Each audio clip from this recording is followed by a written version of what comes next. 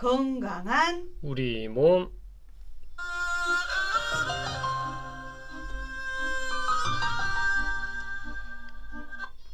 건강한 우리 몸 남도마실의 허준 원광대 광주 한방병원 김철영 과장님 나와 계십니다. 어서 오십시오. 예, 안녕하세요. 예, 오늘은 초록초록합니다 의상이. 네.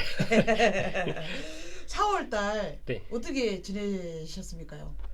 제가 그 4월에 최근에 미라클 모닝이라는 걸 알게 돼가지고 네, 그게 아침에 한두 시간 일찍 일어나서 좀 생산적인 네. 뭔가 일을 하면 되게 좋다고 해가지고 네 뉴스에 봤습니다. 예, 제가 그래서 그걸 해봤거든요. 네. 한 일주일 정도 해봤는데 네. 그러니까 뭔가 굉장히 보람차기는 한데 네. 수면 시간이 줄어서 그런지 모르겠는데 감기가 들어가지고 그래가지고 지금은 안 하고 있습니다.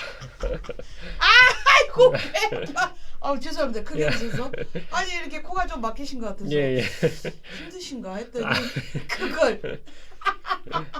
근데 그거 하시는 분들은 예. 굉장히 만족도가. 예, 그 보람은 음. 정말로 뭔가 예. 그러면 선생님 그 일찍 일어나서 공부를 하셨어요? 아니면 다른 어떤 걸 하셨어요? 예, 공부를 좀 해봤는데 아. 운동을 하는 게 좋지 않을까 싶기도 하고.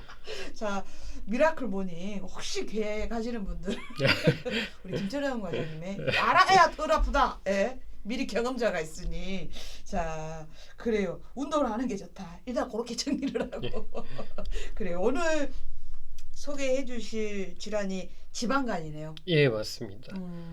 저도 개인적으로 관심이 많습니다. 예. 예. 지방간. 예. 어떻게 좀 설명을 해주시면 이 질환에 대해서. 예, 그래서 지방간이 이름 그대로 간에 과도한 지방이 축적된 것이라고 볼 수가 있는데요. 예, 예. 크게 알코올성 지방간하고 비알코올성 지방간으로 나눌 수가 있습니다. 예. 그래서 과음하시는 분들의 약 80%에서 90%까지 알코올성 지방간이 있다고 보고 비만하신 분들의 60에서 70%까지 비알코올성 지방간이 있는 것으로 보고 있습니다. 그래서 이 지방간 자체는 사실 대부분 가벼운 병인데요. 예. 근데 관리가 되지 않고 방치되면 지방간염 및 간 경변증으로까지 진행할 수가 있어서 적극적인 관리가 필요하겠습니다. 지방 간염이나 간 경변증까지 진행이 될 수 있어서 적극적인 관리가 필요하다. 그래요. 왜 지방간 하면 술을 많이 인데까 알기를 네. 술을 많이 드시면 지방간이 생길 수 있다 이렇게 알고 있었는데 비만인의 60에서 70%가 지방간이 비알코올성 지방간이 있다 이렇게 보여지네요. 지방간에 대해서 궁금하신 분들 샵 9930으로 남겨주세요. 예. 그리고 카카오톡 오픈 채팅방 지정남의 남도마실도 활짝 열어놨습니다. 그럼 간이 굉장히 중요하잖아요. 네, 신체에서 어떤 역할을 하기에 정말 꼭 건강하게 지켜야 된다. 일단 대표적인 거는 우리가 먹는 모든 것이 간을 거쳐서 이제 네. 대사가 되기 때문에 네. 음. 그래서 간에 문제가 생기면 그러다 보니까 뭐 전체적인 순환에 문제가 생겨서 부종이 많이 생기는 경우도 있고 다른 장기에까지 영향을 줄 수가 있어서 예, 그래서 간이 굉장히 중요하다고 보시면 되겠습니다. 예.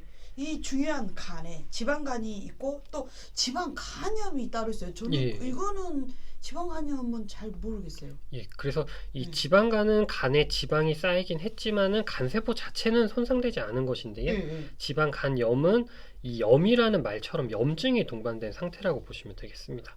그래서 지방간 소견에 염증이 더해진 것이 지방간염이고 네. 그래서 지방간이 악화되면 지방간염이 되고 이 지방간염이 또 치료되지 않고 계속 방치가 되면 간 경변이 될 수가 있습니다. 그럼 간 경변까지 가면 간이 어떻게 되는 상태인 거예요? 네, 그래서 간 경변도 이게 그 경이라고 하는 말 자체가 이제 딱딱하다 이런 의미인데요. 그래서 간이 딱딱하게 굳어서 제 기능을 못하게 되는 그런 상태입니다. 그래서 간에 염증이 생겨서 이게 치료되지 않고 지속되면 흉터 조직으로 대치되게 되거든요. 흉터 조직? 예, 우리 흉터? 예, 피부에 생기는 우리 상처가 깊으면 흉터 남는 그런 네. 것처럼 그래서 흉터 조직으로 대치돼서 딱딱하게 되면서 간 경변이 된다고 보시면 되고요. 그래서 쉽게 말하면 간 전체에 흉터가 생긴 거라고 보실 수 있겠습니다. 모든 음식물이 간을 통해서 이렇게 몸 영양소로 퍼져 나가는데 이게 역할을 딱 못 해버리면 진짜 네, 네. 예, 사이렌 울리는 소리네요. 예, 정말로 이제 뭐 생명과 직결되는 네, 그런. 그러면 지방간은 그 이제 뭐 건강 검진을 통해서도 알 수 있지만 네, 진단은 맞습니다. 어떻게 됩니까? 그래서 아마 건강검진해서 네. 혈액 검사에서 간 수치가 조금 높고 그런 본인의 어떤 식생활이나 음주 습관 이런 거를 고려해서 의심을 해볼 수가 있고 네. 그거를 좀 더 확실하게 하려면 이제 초음파라든지 네. 보통은 초음파 많이 하신다고 보시면 네. 될 것 같거든요. 아니면 이제 CT라든지 MRI 검사를 통해서 지방이 쌓인 정도를 확인할 수가 있습니다. 그래서 보통 간무게의 5% 이상 지방이 쌓이면 지방간이라고 볼 수가 있고요. 네. 그래서 지방간은 알코올성과 비알코올성으로 나눌 수 있다고 말씀을 드렸는데, 근데 우리가 이런 검사 초음파라든지 혈액 검사 통해서 이게 알코올성이다, 비알코올성이다를 구별할 수는 없고, 네. 지방간이 있으신데 평소에 술을 많이 드신다고 하면 알코올성을 의심할 수가 있고, 그렇지 않다면 비알코올성을 의심할 수 있겠습니다. 그래서 알코올성하고 비알코올성으로 나누는 기준은 나라마다 다른데요. 어째 나라마다 다르대요? 그게 음. 체질 차이가 서양인들이 아. 아무래도 조금 더 술에 강하고 그런 게 있다 보니까 예. 네. 그래서 일반적으로 남자는 일주일 기준으로 했을 때 평균 소주 3병 네. 그리고 여자분들은 일주일 기준으로 평균 소주 2병을 기준으로 합니다. 아. 그래서 이거를 하루로 환산했을 때 남자분들은 소주 하루 3잔, 여자는 2잔이라고 보시면 되고요. 이렇게 음주를 하시는데 간 수치가 높고 지방간이 있다고 하면 알코올성 지방간으로 볼 수 있겠습니다. 그러구만. 저 궁금한 게 있었어요. 일주일에 평균 남자는 소주 3병이잖아요. 네, 네. 그러면 이제 이 간 완전히 딱 끊으면 좋은데 네, 네. 끊기가 힘들 때 일주일에 하루를 잡아서 소주 3병을 먹는 거하고 날마다 조금씩 먹는 거하고 아, 예. 지방간이 될 확률이 어느 것이 더 높습니까요? 글쎄요. 어떻게든 아, 어떻게든 예. 술을 먹어보려고. 예. 일단은 근데 음. 폭음을 보통은 네, 굉장히 네. 안 좋다고 보긴 하니까요. 네. 예. 근데 만약에 지방간 소견이 나왔다고 하면 일단은 근데 그 끊는 게 굉장히 중요하실 것 같고 예, 그래요.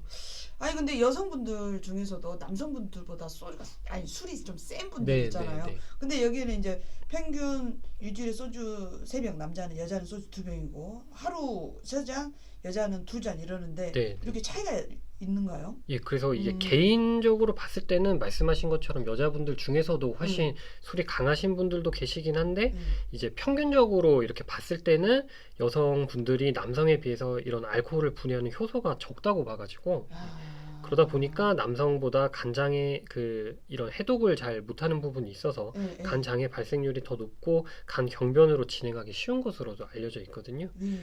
그리고 성별에 상관없이 영양 상태가 불량하신 분일수록 알코올에 의해서 간 장애가 발생하기 쉽다고 봅니다. 그러면 성별에 상관없이 그러면 술의 종류에 상관이 있습니까? 어떤 분은 소주를 네, 드시는 네. 분 있고 제가 아는 분은 막걸리만 아, 평생 드신 분이 계시는데 그래서 예, 근데 술 종류에 따라서는 이제 크게 다르지 않다고 보고요. 그래서 술의 종류보다는 이제 섭취하신 알코올의 총 양하고 음주 기간 그리고 영양 상태하고 깊은 관계가 있다고 볼 수 있겠습니다. 영양 상태가 중요하구만요. 예, 그래서 안주 안 드시고 또 이렇게 소주만 드시고 이러시면 더 안 그런 분들 좋으실 수가 계세요. 있고요. 예. 그리고 소주 드시고 물만 드시는 분들도 계시거든요. 물이 안 주다고. 예. 뭐 그게 예. 뭐 어떤 분은 덜 취하니 좋니 뭐 이렇게 하는데 일단 영양 상태가 예. 중요하구만요.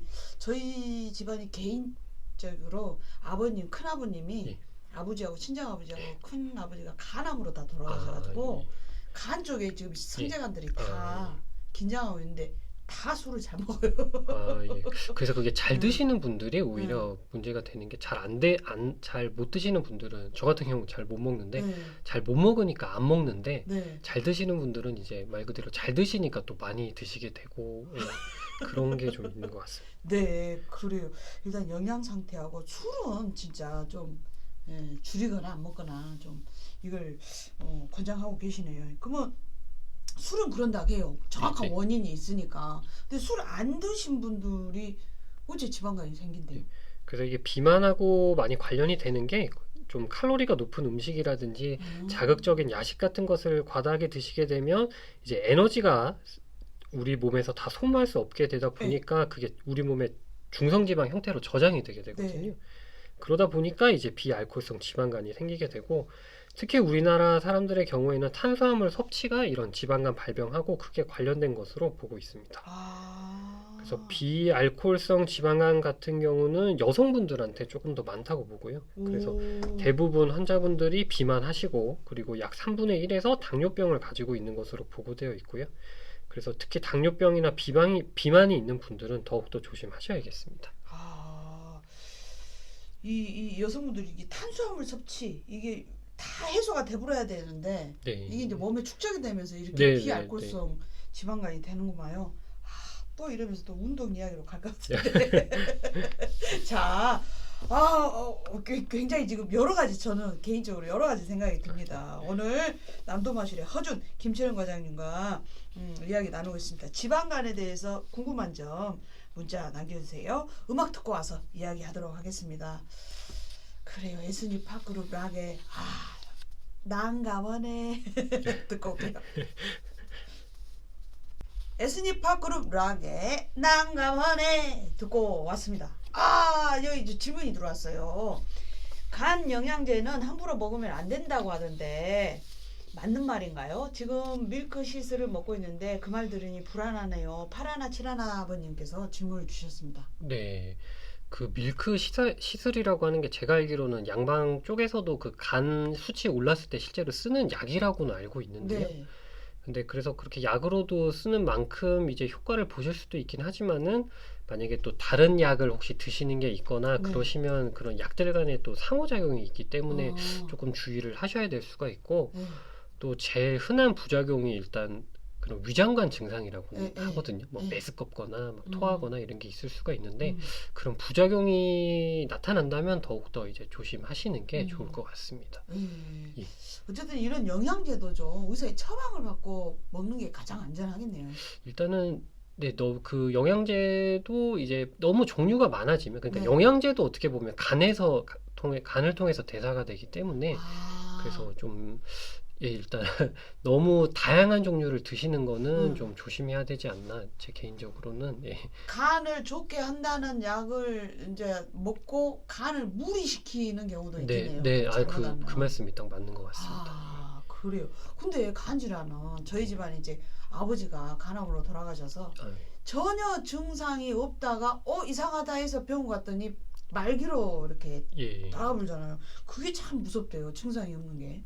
맞습니다. 그래서 정말 이게 무서운 거라고 할 수가 있는데 그래서 지방간이 심해져서 간경화까지 가면 이제 그 복수가 찬다든지 황달이 나타난다든지 할 수가 있는데 지방간 같은 경우는 이제 지방간 자체는 사실 가벼운 병이다 보니까 대부분 무증상이라고 보시면 되거든요.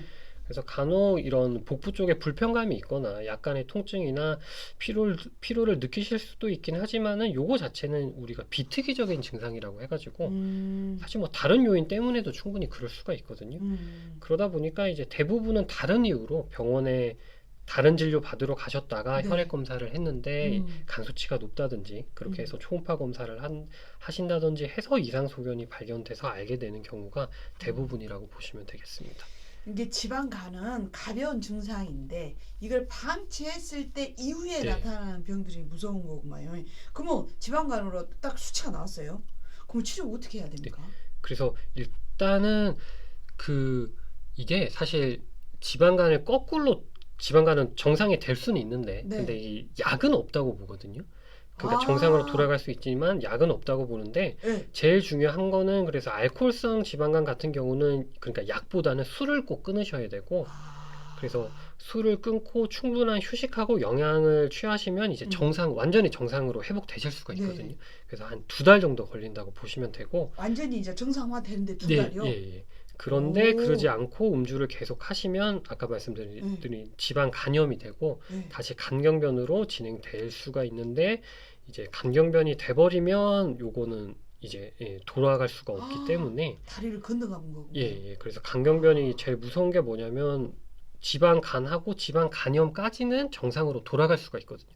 완전히 정상으로 돌아갈 수가 있는데 간경변이 돼버리면 이제 정상적인 간으로는 못 돌아간다고 보기 때문에 정말 무섭다고 보시면 되겠습니다. 그래도 간이 그 인간에게 기회를 주네요. 돌아갈 수 있다 건강하게. 근데 그래도 그래? 음주를 계속해 술을 먹어 하면 이제 탁 넘어가 버리고 말이야. 예. 그래요. 네. 알코올성 지방간은 술을 끊으면 네, 되고요. 네. 그리고 비알코올성 지방간은 아까 우리 지방이 축적돼서 그런 거기 때문에 네, 결국에는 네. 이거는 체중 감량이라고 보시면 되는데요. 그래서 음. 체중의 10%를 6개월에 걸쳐서 좀 천천히 감량하시면 제일 효과가 있다고 보거든요. 아. 그래서 지방간 자체는 대부분 가벼운 병이고 그렇지만은 이것이 방치되면 특히나 알코올성 지방간 같은 경우는 심각한 간 질환으로 진행할 수 있기 때문에 적극적으로 관리해 주시는 게 좋겠습니다. 예. 그러면 그 비알코올성 지방간이어도 그냥 네, 네. 계속 이제 운동 안 하고 계속 이렇게 방치해 버리면 똑같은 그 과정으로 가는 거예요. 알코올성 지방간하고. 네, 아무래도 그 음. 확률적으로는 조금 더 차이가 있을 수 있긴 하지만은 네. 예, 역시나 지방 간염으로 가고 아. 그러다가 이제 또 다른 간 질환이 올 수가 있기 때문에 네. 네, 그래서 좀 적극적인 관리가 필요하다고 볼 수 있겠습니다. 6개월 정도 예. 거쳐서 천천히 감량해야 되는 예. 거예요. 그래요. 그 만약에 그 6개월 정도 관리하고 막 치료를 했는데 이 검사상 호전되는 게 뭐 좋아지는 게 없다 그러면 어떻게 되는 거예요? 그래서 일단 지방간으로 생각하고 그렇게 치료를 했는데 그런 호전이 없으시다면 이제 다른 요인은 없는지 혹시 뭐 예를 들어서 지방 간염으로 진행되진 않았는지 좀 추가적인 검사가 필요할 수 있으니까요. 네. 그러니까 보통 6개월이면 충분히 좋아지고 지방간이라고 한다면 네. 6개월이면 충분히 좋아지고도 남을 예, 그런 상황인데 좀 음. 지속이 된다면 혹시나 다른 부분은 없는지 확인을 해보셔야 될 것 같습니다. 네. 우리 선생님께서 그 말씀 해주셔서 좀 그래 다행이다 싶었는데요. 지방 간염까지는 조절만 하면 정상적인 간으로 돌아올 수 있다. 근데 계속 방치했을 때는 심각한 상태가 될 수 있다. 그래요. 그러면 이제 많은 분들이 막 영양제도 찾고 약도 찾고 하는데 한약으로도 네. 가능한가요? 네. 그래서 아까 제가 치료약이 없다는 식으로 말씀을 드렸는데, 네. 그러니까 양방이든 한방이든 수치를 조절하는 약을 써가지고, 그러니까 더 심해지지 않게 하는 게 목표라고 보시면 되거든요. 심해지지 않게. 그거를 기본으로 하고 이제 알코올성일 경우에는 술 끊어주시고, 네. 그다음에 비알코올성일 경우에는 체중 감량하시고 이래 주시면 이제 더 효과를 보실 수가 있는 거고. 네. 네. 그래서 우리가 또 특히 한약을 먹으면 간에 안 좋다고 많이들 오해를 하실 수가 있는데, 그러니까 우리가 아까 말씀드린 입으로 먹는 모든 것은 간에서 대사가 되기 때문에 네. 이제 조심은 하시는 게 맞거든요. 네. 그래가지고 그런 우리 한약이 간에 부담이 된다 이런 오해 때문에 실제로 그런 맞아요. 연구가 있었거든요. 네. 한약을 먹고 간 손상이 생겼다고 하는 국내 사례들을 모두 모아가지고 분석한 연구가 있는데, 네. 그랬더니 간 손상 사례의 90%가 한의사가 처방한 게 아니라 민간에서 뭐가 좋다더라 해가지고 그런 약초들을 스스로 캐서 드신 경우가 대부분이었다고 보시면 되고, 그래서 이런 경우는 문제가 되는 게 뭐냐면 그런 경우는 어느 정도의 양으로 얼마만큼 먹어야 할지 기준이 없다고 보시면 맞아요, 되거든요. 맞아요. 예, 그래서 좀 막연히 이제 많이 먹으면 좋겠지 해가지고 과량으로 드시게 되고 이러다 보면 간에 문제가 생기게 되거든요. 그리고 예전에 이런 연구도 있었거든요. 우리가 말에 그 속담에 약방에 감초라는 말도 있듯이 감초라는 약재를 많이 들어보셨을 텐데요. 네네. 많이 예. 먹기도 하죠. 예. 예전에 그래서 이 감초 복용으로 인한 부작용을 보고한 연구가 있었습니다. 예. 그래서 보통 그러면 생각하실 때 감초를 먹으면 안 되는구나 생각하실 수 있는데, 근데 이제 이 연구에서 감초 복용으로 부작용이 발생한 사람이 감초를 어느 정도의 양으로 먹었냐고 하면 하루에 100g 이상을 먹었거든요. 어메. 근데 한의사들이 쓰는 한약에 들어가는 감초는 하루 기준으로 대부분 10g을 넘지 않거든요. 그래서 한의사들이 쓰는 약재 용량보다 10배를 거의 더 먹었다고 보시면 되고, 어메. 그러면 이제 한약재뿐만 아니라 우리가 일반적으로 먹는 음식도 평소 먹는 것보다 10배를 넘게 드신다고 하면, 그러니까 아까 말씀해주신 네. 영양제 같은 경우도 한 알 먹을 거를 막 10알을 드시고 이러면 탈이 날 수밖에 없다고 보시면 되겠습니다. 한약으로 충분히 이제 이 수치 조절이 가능하고 나아질 수 있는데 거기에 멋이 좋다더라, 민들레가 네. 좋다더라, 뭐 뿌리가 좋다더라 해서 빨리 나으려고 먹은 것이 됐대. 예, 맞습니다. 손상을 예. 더 가중시키네요. 10배를 더 드셨으니 어쨌겠어요. 어마어마. 그러면은 그 막 여러 가지 막 물을 끓여서 드시는 분들도 계시고 네, 네. 그러잖아요. 이런 거는 좀 어쩝니까? 그래서 이게 가짓수도 되게 중요한데요. 가지수. 네, 아무리 좋은 것도 막 그게 10종, 20종 이렇게 종류가 많아지면 그게 네. 또 간에 부담이 될 수가 근데 있거든요. 이제 어느 것이 또 나서게 할지 몰라요. 가지수를. 저희 엄마 같은 경우 예. 그러시거든요. 예. 그래서 그런 거는 조금 근데 조심하셔야 될 것 조심. 같습니다. 예. 그래서 아, 이제 여러분들이 그 건강기능 식품에 대해서도 많이들 물어보시는데 예, 뭐 예. 홍삼 같은 막 이런 거 많이 예, 예. 물어보시는데 그래서 일반적인 부분을 가지고 말씀드릴 수는 있는데 실제로는 개인적으로 체질이 다 다르기 때문에 사실 직접 먹어보기 전에는 모른다고 보셔야 되거든요. 네. 그래서 뭐 무조건 드시지 말라 이건 아니고 일단 음. 드셔보셔도 되는데 그렇게 드셔보시면서 특별한 부작용이 없다면 뭐 설사를 하신다든지 메스껍다든지 이런 부작용이 없다면 계속 드셔도 되는데 근데 이게 그러니까 한 가지 먹어서 내가 좀 괜찮더라 해가지고 뭐 2가지, 3가지 막 이런 식으로 계속 종류가 늘어나면 그러면 이제 간에 부담이 될 수가 있거든요. 그래서 저희 병원에도 실제로 건강기능 식품을 그 입원해 계신 분이었는데 네. 이제 한약이 단점이 제가 생각하는 제일 큰 단점은 뭐냐면 이제 비용적인 게 좀 비싼 그쵸. 그런 부분이 있는데 그래서 입원하셔가지고 그 비용 때문에 한약은 따로 안 드시던 분이었는데 혈액 검사 그 입원에 계시면 다른 이유가 아니라 원래 한 달에 한 번씩 정기적으로 피 검사를 하거든요. 네. 근데 이제 한 달 사이에 갑자기 간 수치가 굉장히 뛰셔가지고 어머. 그래가지고 환자분한테 가서 여쭤보니까 이제 저희한테는 말씀 안 하시고 그 건강기능 식품을 되게 한 10종류 이렇게 많이 드시더라고요. 그래가지고 그런 경우는 뭐 일단 근데 원인은 명확하니까 원인 끊어주고 이런 경우에 수치 조절해주는 한약을 쓰면 이제 좋아지니까 그래서 좋아지긴 하셨지만은 그래서 이렇게 여러 가지를 한꺼번에 드시면 이렇게 간 수치가 오를 수 있기 때문에 네. 주의해야겠습니다. 이야, 그래요. 일단 지방간은 그렇게 무서운 증상이 아니고 가벼운 증상이라는 말에 안심이 되고 알코올성 지방간은 금주 네, 맞습니다. 그리고 비알코올성 지방간은 체중 감량. 예, 맞습니다. 네. 그다음에 멋이 좋더라 이거 다 자식 것이 아니고 꼭 의사 선생님과 상의해서 이렇게 먹어라. 오늘 제가 이렇게 적어놓은 요약이 맞습니까? 아주 정확하게 말씀하셨습니다. 그래요. 근데 선생님이 말씀해 주시니까 차분차분 정리가 되고 지방간이 또 그렇게 무서운 질환이 아니라 그러니까 더 조금 안심이 됩니다. 그래요. 오늘 또 이렇게 귀한 말씀해 주셔서 너무 고맙습니다. 감사합니다. 네. 자, 또 이 시간을 통해서 특정 질환에 대해서 알고 싶으시면 언제든지 샵9930으로 남겨주세요. 자, 제가 이제 지방 가족 내림 한 가지 너무 궁금해가지고 가족 내림도 좀 상관이 있는가요? 유전 말씀하시는 거. 예. 그거는 어쨌든 상관이 있다고 보거든요. 왜냐하면 사실 뭐 부모님들이 이렇게 술에 강하시면 자녀분들도 그럴 가능성도 많고 또 반대로 이제 뭐 그런 이제 그래서 모든 질환이 유전력을 굉장히 많이 물어보기 때문에 그래서 가족력이 있으시면 특히 더 조심하셔야 되지 않나. 네, 알겠습니다. 그래요. 자, 지방간이 걱정된다. 그러면 금주, 체중 조절, 그다음에 막 이것저것 많이 막 민간 약을 막 많이 드시는 건 좋지 않다.